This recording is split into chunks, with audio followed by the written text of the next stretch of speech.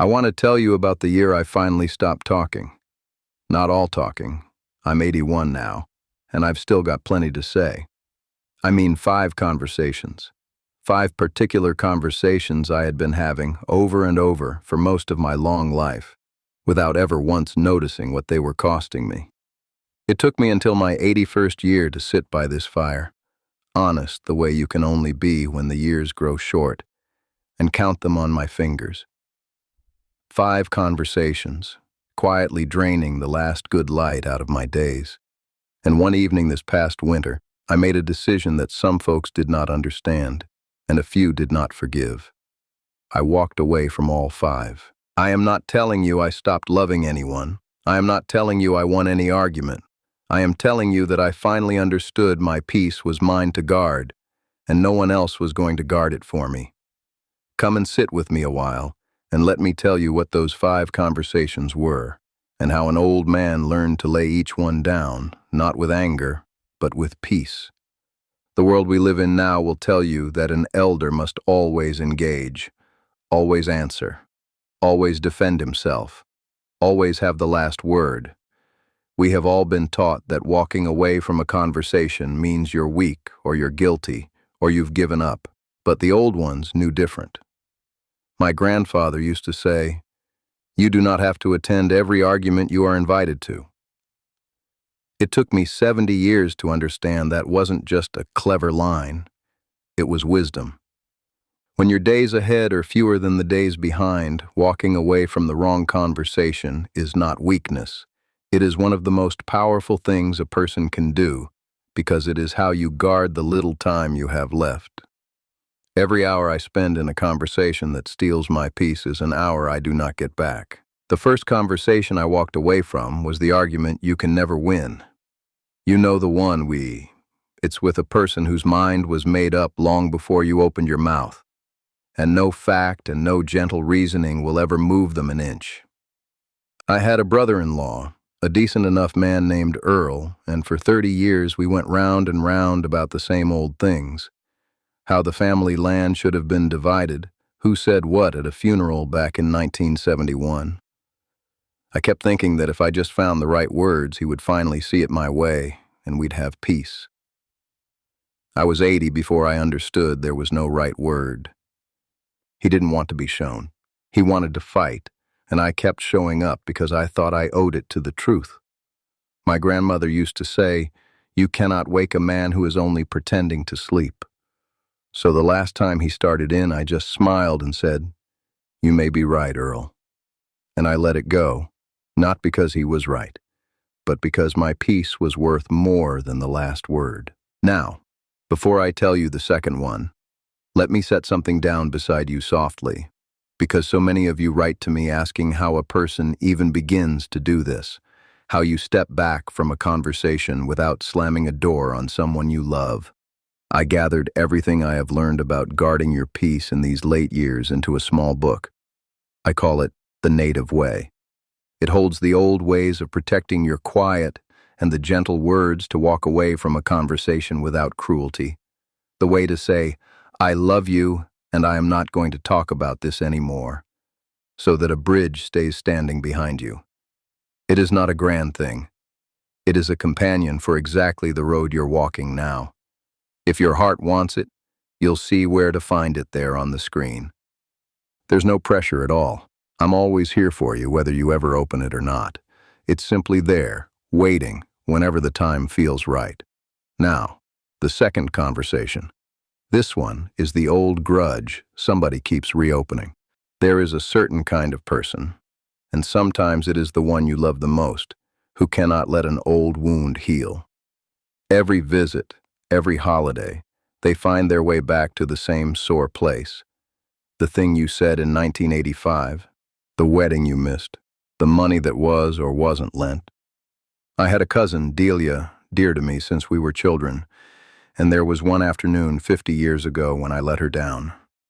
Truly, I did, and I told her I was sorry more times than I can count. But every time the two of us sat down together, she would sand that old wound open again, and I would spend the whole visit apologizing for a man I had stopped being half a century ago. I finally saw that the conversation was never about healing. If she had wanted healing, she'd had 50 years of my sorries to build it from. Reopening it was how she held on to something, and every time I stepped back into it, I agreed to be the villain in a story I had already been forgiven out of. My grandfather used to say, "You cannot put a load down if you pick it back up every time somebody points at it." So I learned to say gently, "Delia, I was wrong then, and I have made my peace with it, and I hope one day you can too, but I'm not going to live in that afternoon anymore." And then I would turn us toward something warm, or I would just let the quiet sit. I did not need her to stop bringing it up. I only needed to stop picking it back up. The third conversation I walked away from was with the person who only calls to unload. You know this one too. There is someone in your life whose name on the phone makes your shoulders drop before you even answer, because you already know how the call is going to go. They will pour out every trouble, every complaint, every person who wronged them that week. And the moment you try to speak, or God forbid mention something of your own, the line goes quiet, or they are already gone. They do not call to know you. They call to empty themselves into you and hang up lighter while you carry it the rest of the day. I had an old friend, Samuel, and I loved him, but 40 years of those calls had turned me into a well he lowered his bucket into and never once looked down inside. And I let him because I thought that is what a good man does. He listens. But my grandmother had a saying, "A friendship where only one person carries the water is not a friendship, it's an errand." I did not cut Samuel off. I'm too old to go making enemies. But I stopped answering every single time. I stopped letting his hard day become my hard evening. And when we did talk, I learned to say kindly, "Samuel, I've only got a little while today," and I meant it as a mercy for us both. My peace is not a bottomless well, and I have earned the right to stop lowering the bucket. The fourth conversation is the one I defended the longest, explaining my own choices to people who had already made up their minds about them. When my wife passed, I did not remarry, and I sold the big house and moved into a small one closer to the water. And you would not believe how many people felt they were owed an explanation. Relatives, neighbors, folks at church. Why don't you find someone? Why give up the family home? Don't you think you're making a mistake? And for years I explained myself. I justified. I laid out my reasons like a man defending himself in a courtroom he never asked to be tried in. There was a whole stretch of family, good people, mind you, who had already decided I had done wrong, and I kept trying to argue my own life back into their good opinion. Then one day it struck me plain. They were not asking so they could understand. They had already judged. They were asking so that I would perform my reasons for them, again and again. And it was never going to be enough, because they did not really want my reasons. They wanted me to change my life to match their comfort. My grandfather told me once, "You do not owe every man the map of why you walk the road you walk." So I stopped explaining. When the questions came, I would just say, "It is what's right for me," and I let the silence be my whole defense. It is a strange and beautiful freedom, the day you stop putting your own life on trial for people who read the verdict a long time ago. And the fifth conversation, the last one, and maybe the most important of all, is the one that always, somehow, leaves you feeling small. We all have a person like this. Nothing they say is cruel enough to point to. There is no insult you could repeat to somebody else and have them gasp.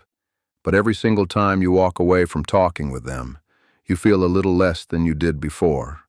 A little older in the bad way, a little more foolish, a little smaller in your own skin. For me, it was a fellow named Ezra, sharp as a tack, and every conversation with him was a quiet contest I did not know I had entered until I had already lost it. He had a way of correcting my stories, of reminding me what I had forgotten, of making my 80 years feel like a liability instead of a treasure. It took me a long time to trust that feeling, because he never once did a thing I could name out loud. But my grandmother taught me this. Pay attention to how you feel walking away from a person, not only to what they said. The heart keeps an honest record even when the words seem kind. I finally believed my own heart. I did not confront Ezra. There was nothing to hold up to the light. I simply stopped seeking him out, stopped sitting in the chair beside him, and let the friendship cool to something polite and far away. At 81, I have too few afternoons left to spend even one of them feeling small in a chair I chose to sit in. So let me gather these up for you now, the way my grandmother gathered the ends of her shawl before she said the important thing. The argument you can never win, the old grudge somebody keeps reopening, the person who only calls to unload, defending your choices to people who already decided, and the conversation that always leaves you feeling small. 5 conversations, and every one of them, I finally understood, was a small hole in the bottom of my days that let the peace drain right out while I wasn't looking. And here is the thing I did not expect. I thought laying them down would leave me lonelier, an old man with fewer people to talk to. Instead, it left me lighter than I had felt in 20 years. The quiet that came in where those 5 conversations used to be was not an empty quiet. It was a peaceful one, the kind my grandmother called the good silence, the silence of a house where nobody is arguing and nothing is being defended. Now I want to turn and look at you, because you have your own 5. Maybe not the same 5 as mine, but you know them. You know whose name on the phone makes your shoulders drop. You know the argument you keep losing on purpose. You know the person you keep explaining your life to, and the one who still has you apologizing for a version of yourself you buried years ago. You have been having some of those conversations so long that you may have stopped noticing what they cost you. And I am asking you, as one old person to another, to notice now.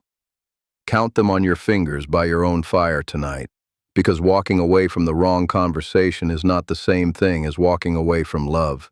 Sometimes it is the only way left to protect the love and the years that you have left. And here is the part I want you to hold on to if you hold on to nothing else I've said.